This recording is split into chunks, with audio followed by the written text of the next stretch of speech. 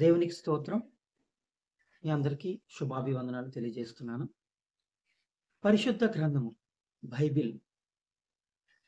Bible చదివే విధానం గురించి ఇప్పుడు మనం తెలుసుకుందాం. పరిశుద్ధ గ్రంథం బైబిల్‌లో మొత్తం 66 పుస్తకాలు ఉంటాయి. ఈ 66 పుస్తకాల్ని 2 భాగాలుగా మనం విభజించినట్లయితే మొదటి భాగం పాత నిబంధన గ్రంథము, రెండవ భాగం కొత్త నిబంధన గ్రంథము. పాత నిబంధన గ్రంథంలో 39 పుస్తకాలు, కొత్త నిబంధన గ్రంథంలో 27 పుస్తకాలు కలిపి మొత్తం 66 పుస్తకాలు ఉంటాయి. ఇక పాత నిబంధన గ్రంథానికి విషయానికొస్తే, ఆ పాత నిబంధన గ్రంథంలో ఉన్న 39 పుస్తకాలను మనం 5 భాగాలుగా విభజించవచ్చు. మొదటిది ధర్మశాస్త్ర గ్రంథము, రెండవది చరిత్ర, మూడవది జ్ఞాన గ్రంథము, నాలుగవది పెద్ద ప్రవక్తలు, 5 చిన్న ప్రవక్తలు. మొదటిగా ఈ ధర్మశాస్త్ర గ్రంథాన్ని చూసినట్లయితే ఆదికాండము, నిర్గమకాండము, లేవీ కాండము, సంఖ్యాకాండము, ద్వితీయోపదేశ కాండము, ఈ 5 కాండాలు కలిపి ధర్మశాస్త్ర గ్రంథము అంటారు. సృష్టి మొదలు నుండి మోషే గారు చనిపోయేటంత వరకు ఉన్న కాలం అంతా కూడా ఈ ధర్మశాస్త్ర గ్రంథంలో ఉంటుంది. అలాగే దేవుడు ఇచ్చిన ఆజ్ఞలు అవన్నీ కూడా ఈ ధర్మశాస్త్ర గ్రంథంలో మనకు తెలియజేయడం జరుగుతుంది. తదుపరి చరిత్ర.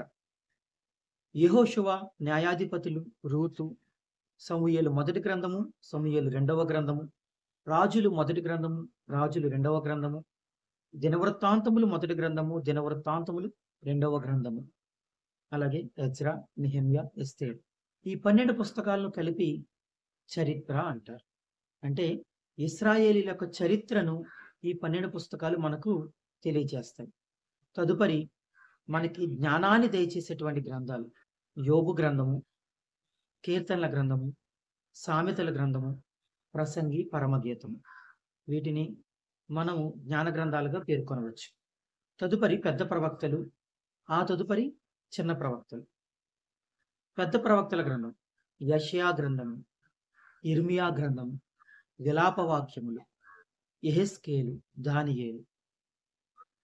అలాగే చిన్న ప్రవక్తల గ్రంథానికి విషయానికి వచ్చేసరికి 12 పుస్తకాలు కలిపి చిన్న ప్రవక్తల గ్రంథాలుగా మనం చెప్పుకోవచ్చు. హోషేయ, యోవేలు, ఆమోసు, ఓబాద్య, యోనా, మీకా, నహూము, హబక్కూకు, జెఫన్య, హగ్గయి, జకర్యా, మలాకి. ఈ 12 పుస్తకాలను కలిపి మొత్తం చిన్న ప్రవక్తల గ్రంథాలుగా మనం చెప్పుకోవచ్చు. అయితే ఇప్పటి వరకు ఈ జరిగిన ఈ 39 పుస్తకాలు మొత్తం కలిపి పాత నిబంధన గ్రంథంగా చెప్పడం జరుగుతుంది. తరువాత వచ్చేసరికి కొత్త నిబంధన గ్రంథము, 27 పుస్తకాలు కలిసిన కొత్త నిబంధన గ్రంథాన్ని మనం చూడవచ్చు. అందులో కూడా ఒక 5 భాగాలు మనం చేసినట్లయితే మొదటి భాగం సువార్త, రెండవ భాగం చరిత్ర, మూడవ భాగం పౌలు గారు రాసిన పత్రికలు, నాలుగవ భాగం సార్వత్రిక పత్రికలు, 5వ భాగం ప్రవచన గ్రంథం. మొదటి భాగాన్ని మనం చూసినట్లయితే సువార్తలు. సువార్తల విషయానికి వచ్చేసరికి మత్తయి సువార్త, మార్కు సువార్త, లూకా సువార్త, యోహాను సువార్త. ఈ 4 సువార్తలు యేసుక్రీస్తు వారి గురించి మనకు తెలియజేస్తాయి. తదుపరి అపోస్తుల కార్యములు. యేసుక్రీస్తు వారు ఆరోహణమైన తరువాత శిష్యులు ఏ రకంగా సువార్తను చేశారు, అదేవిధంగా ఆదిమ సంఘం ఎలా ఏర్పడింది, అలాగే పౌలు గారు ఎలా రక్షించబడ్డారు, అక్కడి నుండి ఏం జరిగింది అనే విషయాన్ని అపోస్తుల కార్యములు మనకు తెలియజేస్తుంది. అలాగే తదుపరి వచ్చేసరికి పౌలు గారు రాసిన పత్రికలు. పౌలు గారు రాసిన 14 పత్రికలు మనం చూడటం జరుగుతుంది. అవి వచ్చి రోమీలకు రాసిన పత్రిక, కొరింథీయులకు రాసిన మొదటి పత్రిక, రెండవ పత్రిక, గలతీయులకు రాసిన పత్రిక, ఎఫెసీయులకు రాసిన పత్రిక, ఫిలిప్పీయులకు రాసిన పత్రిక, కొలస్సీయులకు రాసిన పత్రిక, దెస్సలోనికి రాసిన మొదటి పత్రిక, దెస్సలోనికీయులకు రాసిన రెండవ పత్రిక, తిమోతికి రాసిన మొదటి పత్రిక, తిమోతికి రాసిన రెండవ పత్రిక, తీతుకు రాసిన పత్రిక, ఫిలోమోనుకు రాసిన పత్రిక, హెబ్రీయులకు రాసిన పత్రిక. ఈ విధంగా పౌలు గారు రాసిన పత్రికలు ఉంటాయి. తరువాత సార్వత్రిక పత్రికలు. యాకోబు రాసిన పత్రిక, పేతురు రాసిన పత్రిక, పేతురు రాసిన మొదటి పత్రిక, రెండవ పత్రిక, యోహాను రాసిన మొదటి పత్రిక, రెండవ పత్రిక, మూడవ పత్రిక, అలాగే యోధా రాసిన పత్రిక. చివరిగా ప్రవచన గ్రంథం, ప్రకటన గ్రంథం. మనం ఏ రకంగా సిద్ధపాటు జీవితాన్ని కలిగి ఉండాలో ఈ గ్రంథం మనకి తెలియజేస్తుంది. ఇప్పుడు ఆదికాండం మొదలుకొని ప్రకటన గ్రంథం వరకు 66 పుస్తకాల గురించి నేను విభజన చేసి చెప్పాను. ఈ విభజన చేసిన తరువాత మనము ఈ రకంగా మనం విభజించి చదువుకుంటే మనకి మరింత జ్ఞానం కలుగుతుంది. ఇప్పుడు ఆదికాండంలో ఉన్న మొదటి 5 గ్రంథాలు ధర్మశాస్త్రాన్ని మనకు బోధిస్తాయి.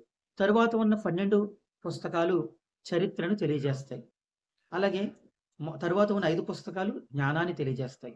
తరువాత ఉన్న పెద్ద ప్రవక్తలు మరియు చిన్న ప్రవక్తలు మొత్తం 5 మరియు 12 17 పుస్తకాలు ఈ ప్రవక్తలు ఏమేమి మాట్లాడారు అనే విషయాలు తెలియజేస్తాయి. కానీ ఒక విషయం, మొదటి ఉన్న ఈ 12 పుస్తకాలు అంటే చరిత్రకు సంబంధించిన ఈ 12 పుస్తకాలు ఏవైతే ఉన్నాయో దానికి సమకాలికంగా ఈ 17 పుస్తకాలు ఉండడం జరుగుతుంది. కాబట్టి ఎవరి కాలంలో ఏ ప్రవక్త ఉన్నారో దానికి అనుగుణంగా మనం చదువుకుంటే మనం మరింత జ్ఞానాన్ని సంపాదించుకోవచ్చు.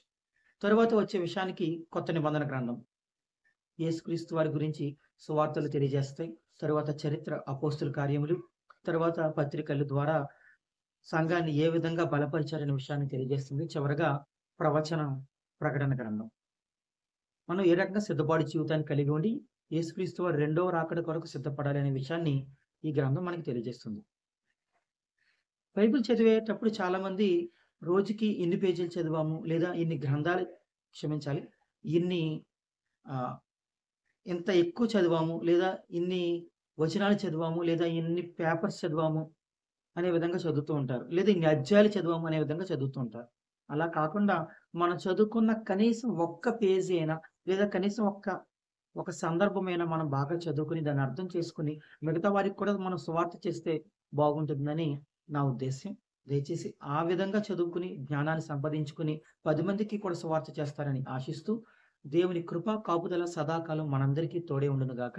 ఆమేన్.